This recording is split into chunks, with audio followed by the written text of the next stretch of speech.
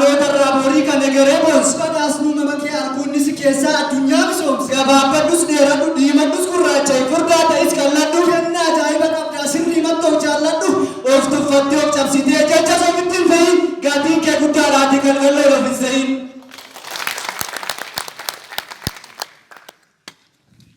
Ofirratti hubatee utuu mul'isee ka'ee. Kan kennaa qabne hin jiru dhalatee nama ta'ee. Nama taatee uumamtee akkamitti waa dhabda. Wanta ajaa'ibsiisaa uumaan si gonfe qabda. Waan kan namarraa addaa wanta gaarii ba'eessaa. Irraanfatta kormaaf akka jiru si keessa.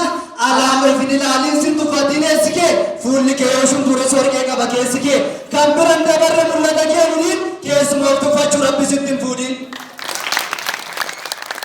Warqee dhugaaf daliila of keessa akka qabdu. Kan namaa jecha malee yoo natti quban qabdu. Hiyyummaan hundee baasee kan danda'een gogsine. Si keessa jira beeki garuu akka hin dhoksine.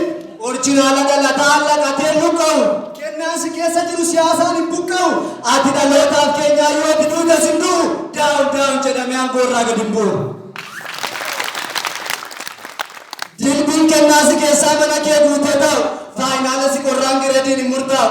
Dhugaadhaan kennaa keetti kan eenyutti hin gitamu. Suuqiitti hin gurguramu gabaatiis hin bitamu.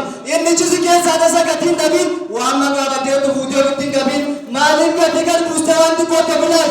Waan babbadduu yartuutti akkamiin ol madaal? Gatii kee gad hin cabsiin mucaan kun maal ta'eera? Araqee koddaan tokko birrii meeqa ta'eera?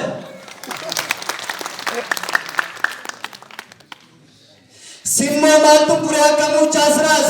Dhagaanuun yaa'ee qamoomee qajaalee miliyoona baase.